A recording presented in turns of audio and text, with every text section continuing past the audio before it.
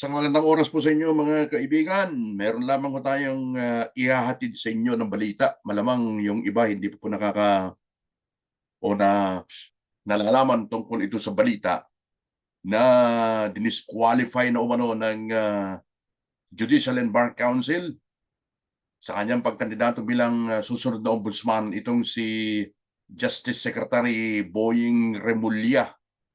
Ayon sa mga lumalabas na ulat mga kaibigan, disqualified itong si Remulla dahil po naman doon sa mga kasong isinampa laban sa kanya, kaugnay po naman nung subsequent turnover at pag-aresto kay dating Pangulong Rodrigo Duterte dyan po naman sa International Criminal Court dyan sa The Hague, mga kaibigan. Pero pinasusubalian ito ni Remulla. Talagang matindi pa rin ang paniniwala nitong mama na ito na walang katapusan yung kanilang kapangyarihan. Ano ha? Aha. Umaaksyon na. Sabi naman dun sa ilang reaksyon ng ating mga kababayan, talagang umaaksyon na ang matataas na hukom sapagkat naaalarma daw sila na posibleng ikasira ng bansa dahil po naman sa pagkakahati-hati ng mga Pilipino mula sa kagagawan ng mga abusado at mga gahamang opisyal ng kasalukuyang pamahalaan. Base po mga kaibigan, doon po sa pinakahuling balita na kalatas mula sa tanggapan ni Boying Yeng Remulla, abay sabi niya itinatanggi niya yung mga reports na kumakalat mga kaibigan. At ang aligasyon na siya ay dinisqualified na ng Judicial and Bar Council sa kanyang kandidatura bilang susunod na ombudsman mga kaibigan. Aba, matindi talaga itong si Boying, ano ha? Parang meron siyang kinakapitan na matindi, malakas, powerful. Sino kaya yon? Talagang kung may usok, may apoy, ikangan nila, ano ho, pero pinabubulaanan niyo. Sa kanyang online statement, sinabi ni Boying Remulla na yung lumalabas na mga balita ay hindi po accurate. At ito ang matindi. Hindi siya bumibigay, mga kaibigan. Hindi siya sumusuko. Hindi siya susuko doon sa kanyang aplikasyon bilang susunod na ombudsman. Hindi siya aatras. Talagang akala mo merong malakas na taong kanyang kinakapitan. May makapangyarihang tao na kanyang kinakapitan talaga. Ayaw niyang mawala. Ayaw niyang mawala sa limelight. Ayaw niyang bitawan yung kanyang power, mga kaibigan. Matindi itong mama na ito. Yung reaksyon po ni Remulla, mga kaibigan, ay dahil po naman dun sa mga online report na siya po ay disqualified na.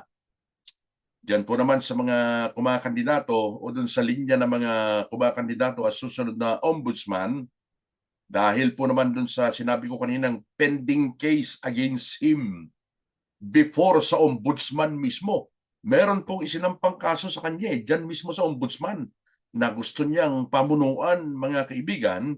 Ito ay yung umano'y kinalaman niya doon sa pag-aresto kay dating Presidente Rodrigo Duterte at yung kanyang pag-transfer dyan po naman sa The Hague, Netherlands, ICC.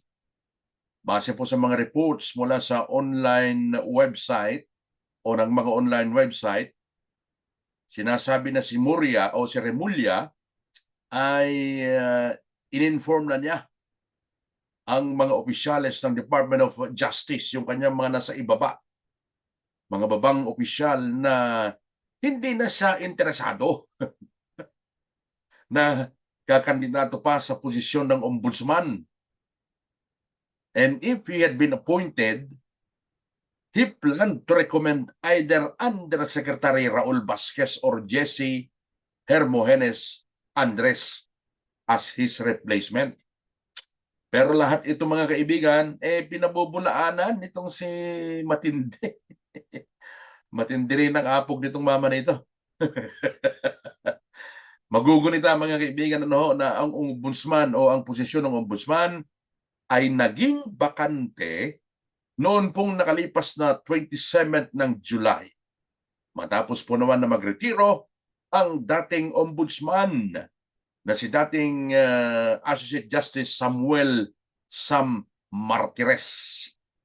Ang Judicial and Bar Council o ang JBC ay siya po ang may kapangyarihan o may power na mag-vet ng mga candidates. At sila po, kapag na-vet na nila, yung vetting, may vetting process po yan eh. Na kapag nakapili na po sila ng kanilang gustong magiging susunod na ombudsman, iso-shortlist na po nila yung kanilang napili at isasubmit nila ito sa Pangulo ng Bansa. So, ibig sabihin nun ito, yung Pangulo pa rin ang magdedesisyon. Eh, alam naman natin kung gaano kadikit, di ba? Kung gaano kadikit itong seremolya kay Baby M. Baby M. Noong nakaraang Marso, ay sinabi nitong si Senador Amy Marcos, inirekomenda niya ang pag-file po ng mga kaso laban sa maraming opisyal, kasama na itong si Remulla ng kasong grave misconduct, usurpation of judicial functions, and arbitrary detention. May kaugnayan po naman doon sa pag-aresto kay dating Pangulong Rodrigo Duterte.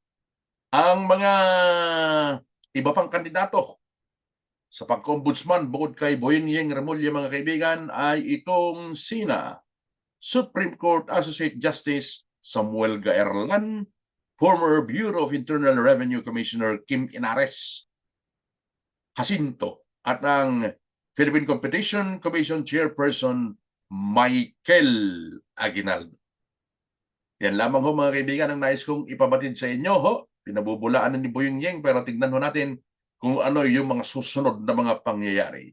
Saan man po kayo naroon, sa mga hindi pa po nakakapag-subscribe sa atin po namang palatuntunang kape at balita sa ating YouTube channel na Radyo Pilipino UK, is subscription ng maligaya na tayo.